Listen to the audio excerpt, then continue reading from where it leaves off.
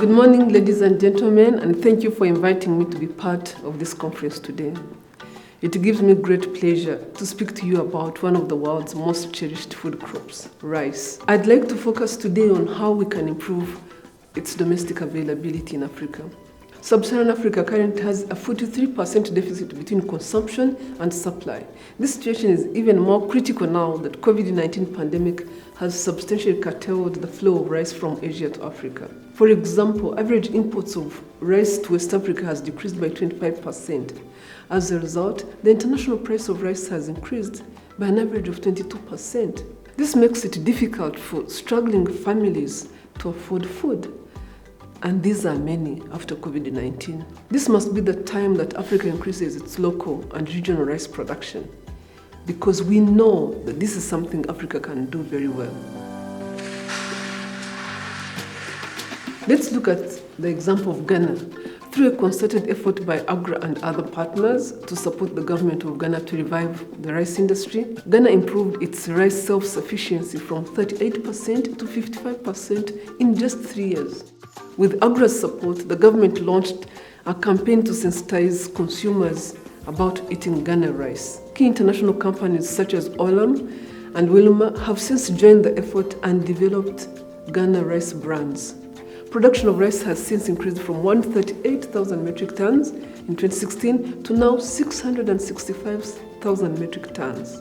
This increase was only possible because rice millers, importers, governments, and the media came together to make it happen. How do we ensure that this response from governments, businesses, producers alike can happen not just in Ghana, but in other countries as well?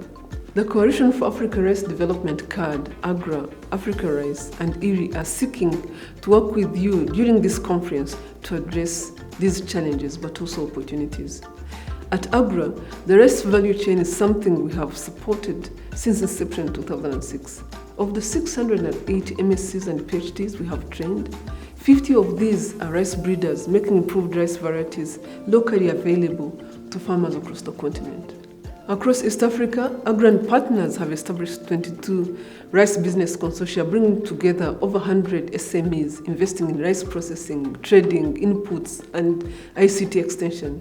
These consortia aim to directly provide services to more than 200,000 women and men and young people employed in the rice value chain, indirectly impacting 450,000 households. Our work in Ghana and across the continent showed that it is possible for African countries to achieve rice self-sufficiency. AGRA is supporting similar efforts in Tanzania, Kenya, and Uganda through the Competitive Africa Rice Initiative, and we are grateful to the partners that work with us on this.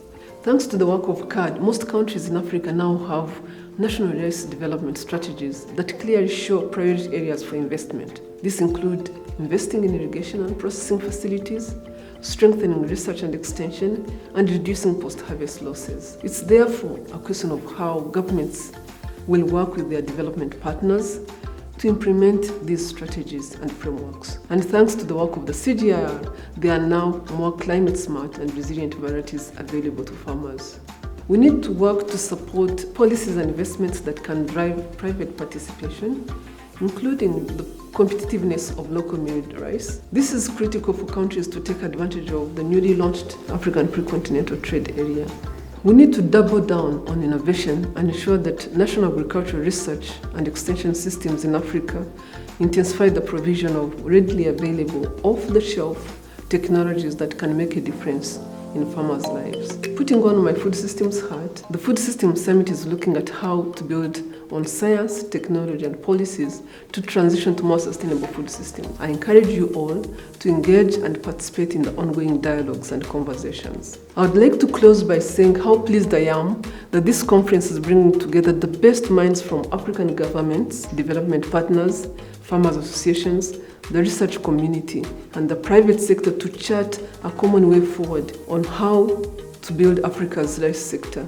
Increasing the competitiveness of the East African rice industry is critical to taking advantage of the improving trade environment and the expansion of production capacity and markets that we see on the continent. So let's do it. Let's take action. Let's achieve self-sufficiency in rice in Africa.